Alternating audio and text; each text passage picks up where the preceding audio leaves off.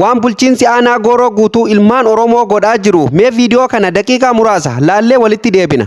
Sijjeeseetiin qaama nageenya aanaa biraatiin sijjeeseetiin shaneedhaatu hojjetaa keenya tokko nurraa ajjeesee jee ilillee kaa'ee si awwaalaa siiboo yaanaan jee jechuudha. Sabdiisaa daawwii hojiitiif aanaa keenya kana dhufee haararitti akkaawuntiingi barate doktora veterinar meedisiiniidhaan mattuu yuunivarsiitiidhaan doktorummaadhaan eebbifame jee akka himaata fokkeessee pirezidaantii dura dhaabbatee haase. Haadha mana kiyyaa dhufanii banii janiin jaartiin nurraa banuu diddee janiin isuma ulaa qabsaa fidaa janiin ganama zaa kudha takka otoon bariin halkan akkasuma bulee rooba keessa deemaa bulee godina dhagee bulchaa godina dhagee baatti kaabinee namuute tuinaan jibroo tuite jechuun ana tuquudha siin dhabamsiisaa tuinaan. Hin to'atamne.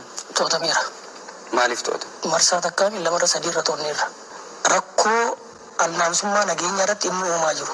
Guddiftanii sobduu sadarkaa sanatti namni kun soba ammas hojjetaa keessan. Iyyeen. Asumaa himattu.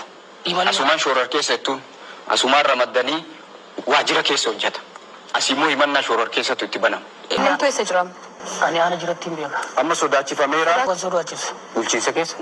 Yeroo kootti hidhanii qabuuf yaalii taasisan waliin turre hooggansi keessan. Intarviiyuu ergi yaadanuuf kennee booddee kootu jedhanii milishaan yeroo waamee isaantu si waamaa jira jedhan kantiibaan keessan yeroo hordofaa ture an biraan ture.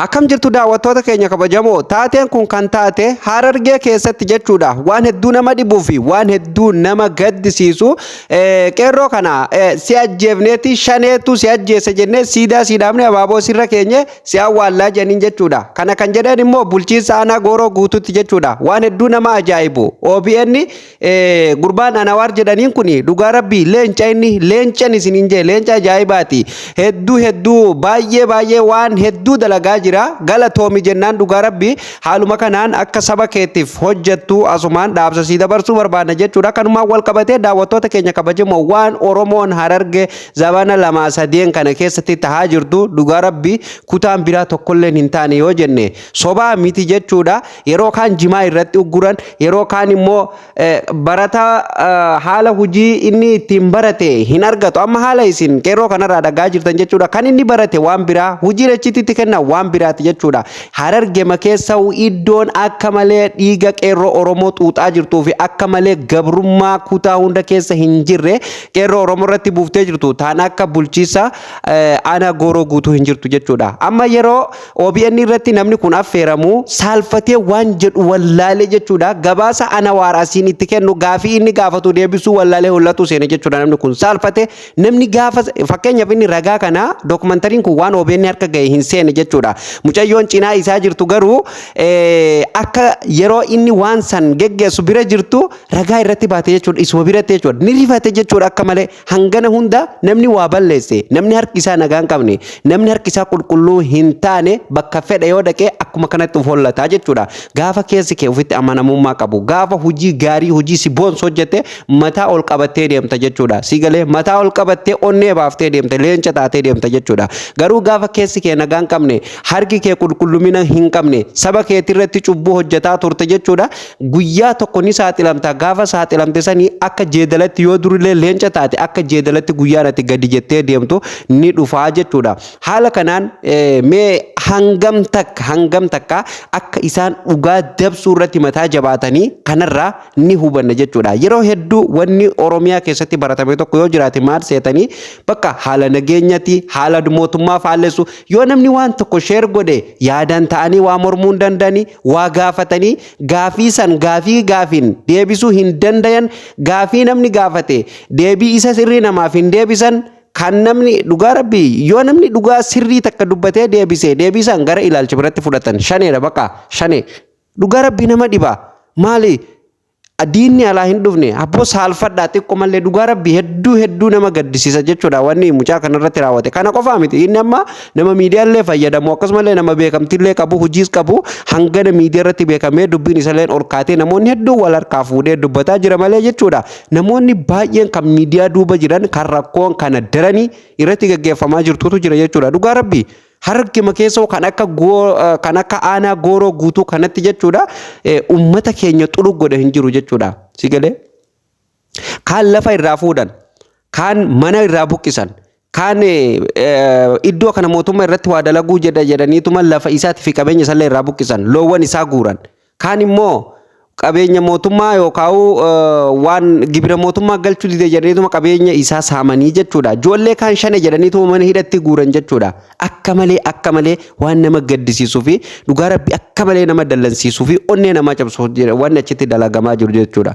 Gaazixeessaan kun waggaa 2-3 as baay'ee hawaasa biratti illee fudhatama argate Anwaar Badaanee baay'ee galatoomi dhugaa rabbi baay'ee galatoomi. Haaluma kanaan akka itti fuftu dhaamsa siif dabarsuu barbaanna jechuudha ilma sabaa si galee.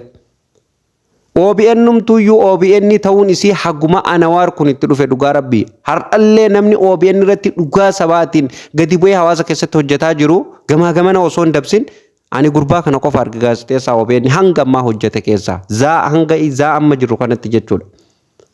Kanaaf uummanni keenya haala kanaan rakkoo kana hunda keessa jira. Akkanatti rabbi nama salphisin dhugaa rabbi akkanatti rabbi isiniin salphisin hawaasa meeqarratti miidiyaa guddaa mootummaa irratti salphate jechuudha namni kun. Baga salphiftan baga sitti baga salphatte.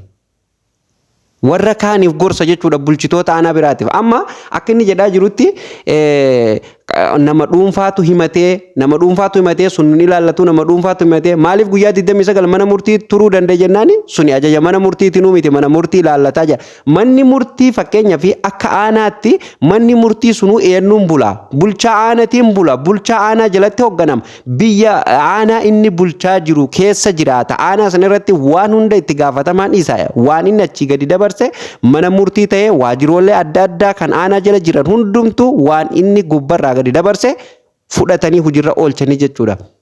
Hin sakattamuun qabu. Sigalee to'annaan hin jiru. Bulchiinsi kun manni murtii kun haqaan hojjetaa fi dabaan hojjetaa to'annaan hin jiru. Magaalaa inni bulchu keessatti an kana quban qabu yookaan kanan beeku jechuun maal jechuudha. Boodarra saalfatee waan jedhu wallaalee jechuudha. Gurbaan gaafii mataa ifnaa waan jedhu wallaalee waadaan seenaa amma booda akka nageenyi isallee eegamu akka dalagaa isatti illee deebuu fi akka rakkoon takka illee irra hin geenye jedhe jechuudha. Ibiddi itti qabatee bar. Dhiiran argine barni takka si galee. Namni barate osoo jiruuyyi kan baratin hujii galchan jechuudha akkuma firaatiin akkuma walitti aananiin jechuudha. Dhugaa rabbi waan hedduu nama gaddisiisu uummanni keenya keessaafuu uummanni uummata Harargee keessa illee akka uummata gooroo diimtuu kanatti akka malee miidhamaa keessa jiru hin jiru jechuudha. Akka malee yeroo hedduu irra deddeebi'ee ilaala miidiyaa kanarratti illee kan akka malee deddeebi'aa jiru uummatuma gooroo kana jechuudha. Sigalee. Kanaaf warreen mootummaa jala hojjetan illee hawaasa keessan hin miidhina hawaasa irraa dhalatan irraa nyaatan irraa baratan. Har'a barnoota isaaniittiin taphattan kana isaanumatu gabare har'a isin darartan kanatu isin barsiisee isin guddisee isin nyaachisee asiin isin ga'e jechuudha. Ajaja eenyutiin halkan walqixxee kan mana namatti milishaan ergamtu. Aansanillee hin beeku bakka hojiitii qabanii edalaal kan mucaan afaan isaatiin dubbataa jiru jechuudha. Sigalee. Bakka hojiitii eega inni deemee halkan guutuu deemaa bulee waajjira isaa dhufee himatee gaddeebee boodanii bakka hojiitti dhufanii qabanii kan ammoo bakka hojiitii fuunee jedhan jechuudha. Halkan immoo kan itti ergame ani hin beeku jedha jechuudha. Waan jedhu dhabee jechuudha. Haasan afaanii dhumte salphataa namaa salphoo. Kanaaf OBN galatooma uummata keenya haaluma kanaan bira dhaabbadha ammallee uummanni keenya wanni akkanaa yoo isinitti dhufte dhugaa rabbii akka Hacee Hundeessaa baanu ciiftanii hin du'ina qabeenya keessan irratti dhuma waan fedhellee yoo ta'e jechuudha. Dhugaa kanaaf immoo guyyaa tokko namni nama miidhu haaluma kanaan salphataa jechuudha. Hedduu nama gaddisiisa. Egaan daawwattootaaf kabajamtoota rakkoolee akkanaa aanaa keessan keessa jirtu namoonni sooshaal miidiyaa fayyadamtan gara miidiyaa fida. Bu'aa qabaa gara miidiyaa fida. Namoonni hedduun ni argu. Qaama mootummallee qaama dhimmi ilaallatu birallee geesse. Kuni bar biyyallee maqaa balleessa mootummallee maqaa balleessa. Gadhee akkanaa tana tan mootummallee maqaa balleessitee saballee maqaa balleessitee bulchiinsa gaarii biyyallee maqaa balleessitu gadhee akkanaa tana jechuudha. Kanaaf gadhee akkanaa tana gara miidiyaa fidaati saaxila.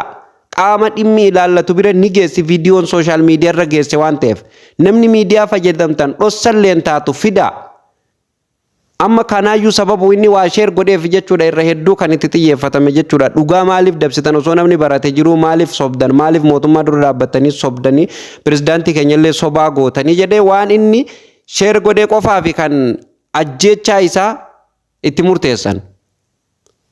Egaan daawwattootaaf kabajamtoota Oromaan kun roorroo daangaa darbe jechuudha.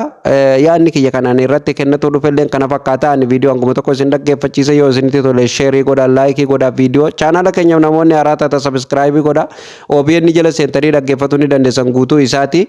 Guyyaa har'aatiif kan qopheessa sumarratti goolabamaa kan itti aanu nama walitti deebinutti nagaa ta'a.